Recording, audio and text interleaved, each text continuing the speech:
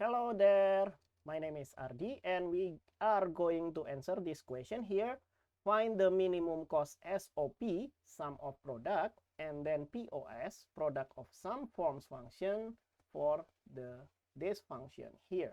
Okay, so we are given this function here, fx1, x2, and x3 is equal to the sum of minterms, which is 1, 4, 7, and don't care 2 and 5.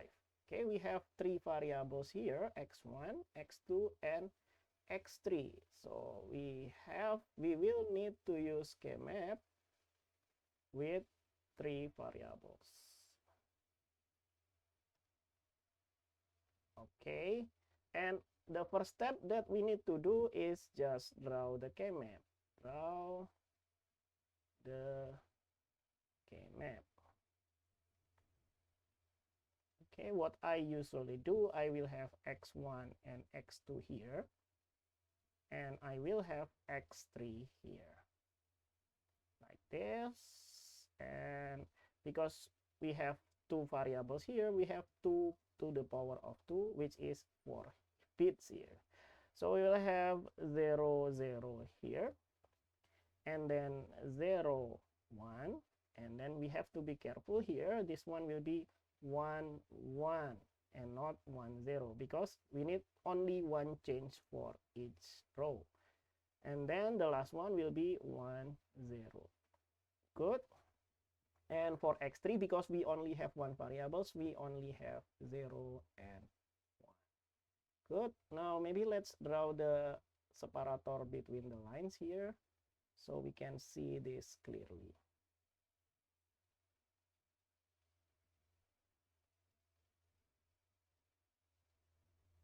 Okay, if we see here in binary, we will have x1, x2, and x3 is 0, 0, 0, which is actually in decimal. Remember that 000 here in decimal, we will have 0, right?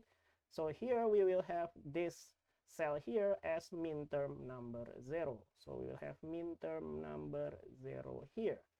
Good. And then here we have 0, 0, 1. So remember that 0, 0, 1 in decimal, that is number 1. So this one will be minterm number 1. Good. And we work throughout all the cell. 0, 1, 0 is minterm number 2. So we'll have M2 here. 0, 1, 1 is minterm number 3. So we'll have M3 here. And then 1, 0, 0 is minterm number 4. So we'll have M4 is here. 0, 1, 0 is minterm number 5. So we'll have minterm number 5 is here. And then 1, 1, 0 is minterm number 6. So we'll have minterm 6 is here. And then 1, 1, 1 is 7, right? So we'll have all the way here. 1, 1, 0 is 6. And then 1, 1, 1 is 7. You have to remember that this is in binary and this is in decimal. So the 7 minterm is in this place. Okay. Now this is the sigma m. This small m means the minterm. So we need to have the minterms here. And what does that 1, 4, and 7 means? That means that in the cell 1, we will have 1 there. Okay, maybe let's use purple here. So in minterm number 1, we will have 1. So we'll have 1 here. Good. And then in minterm number 4, we will have 1 also. So we will have this one here. And then in minterm number 7, we will have also 1. So we will have 1 here. Good. And then the next term here is the don't cares. Don't cares. And so we will have the don't cares at minterm number 2 and minterm number 5. So we will have this one is the don't care, D, and then this one is also the don't care here. Good. And then the rest of it, we fill it with 0. So we have 0, 0, and 0. And so we have done the first step, which is draw the K-map. Okay, maybe let's clean up the slide first, and we will work on minimizing the SOP form, or the sum of the product. Okay, now the second step that we need to do is group the ones. This one is for the sum of product, right? So we group the ones in 2 groups, or 4 groups, or 8 groups, as long as it's power of 2, and then it can also include don't care. Include don't care. Okay, and then what can we do from here? And I think I will have some groups here. Let's name this group here as the red group. Okay, this one will be the red group. And then let's name this one here. So we will have 1 here, but if that is alone, I will, what is it? Less optimal. I will get the less optimal result. But here we have don't care, so why don't just we also cover it? So we will have this one, and let's name this as the blue group. Okay, and then we also have one more one here. Maybe let's name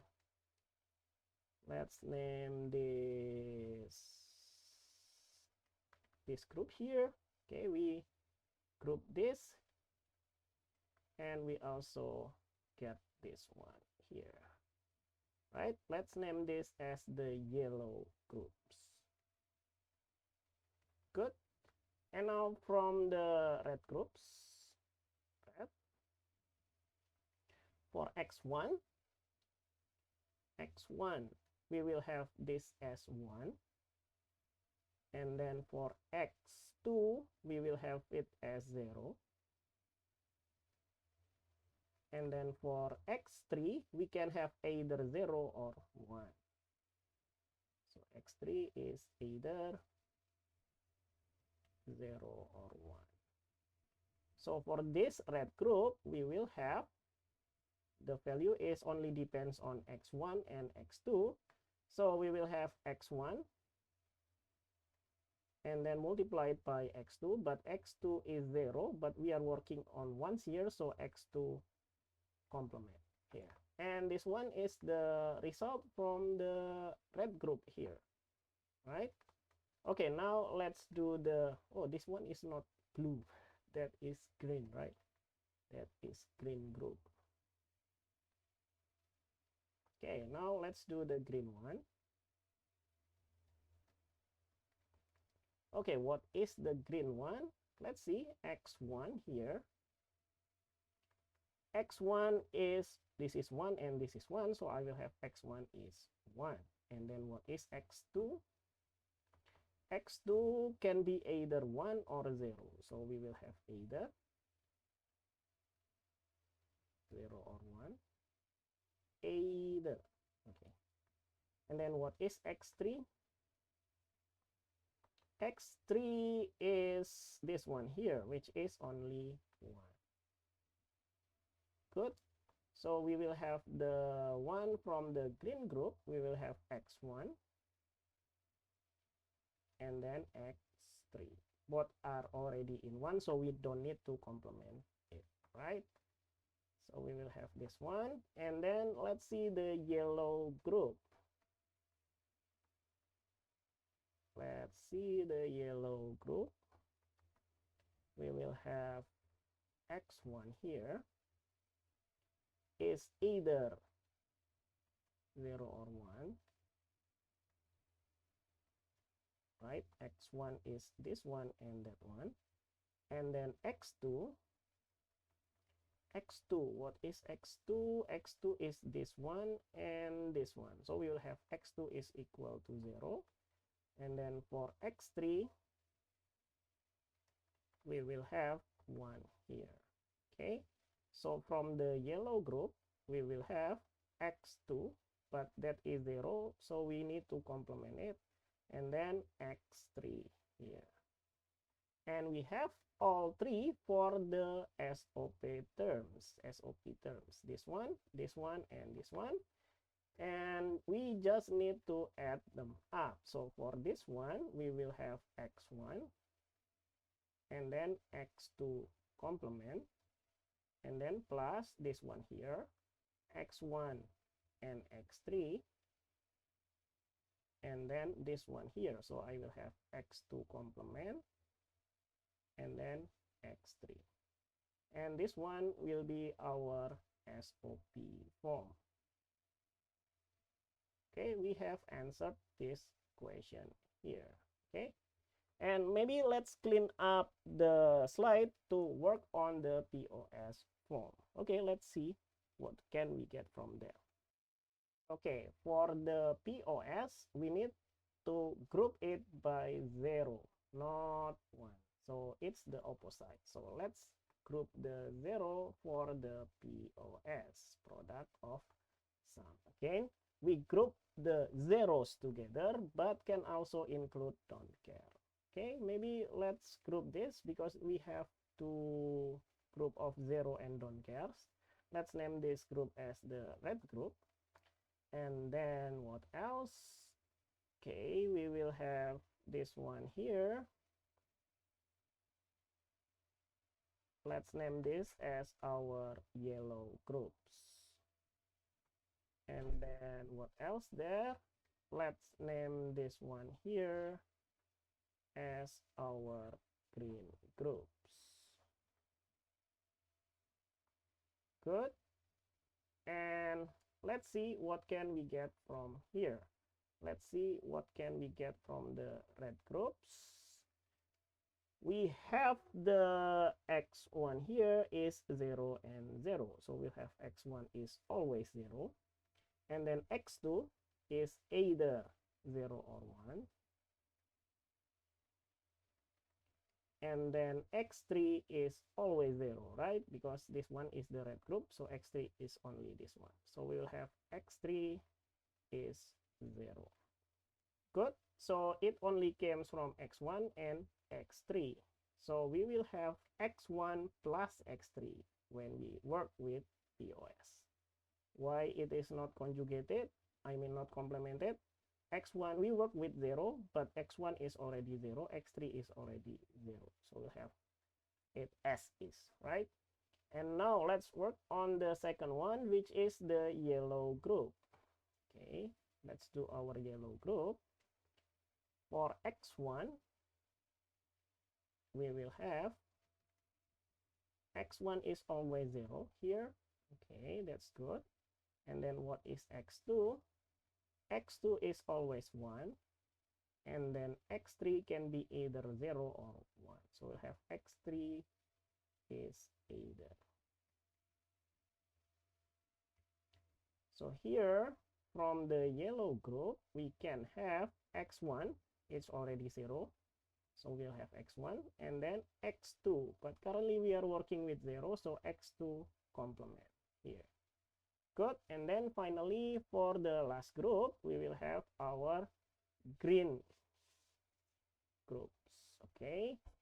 For the green groups, we will have x1 is either 0 or 1. Right? Either 0 or 1. Right? This and that. And then x2 is x2. x2 is this, and that is always 1. So we'll have 1. Then what is x3? x3 is 0 here, so we'll have 0. So here we will have x2, but we are working on 0, and we have 1 here, so we need to complement it. And then plus x3 here. Good.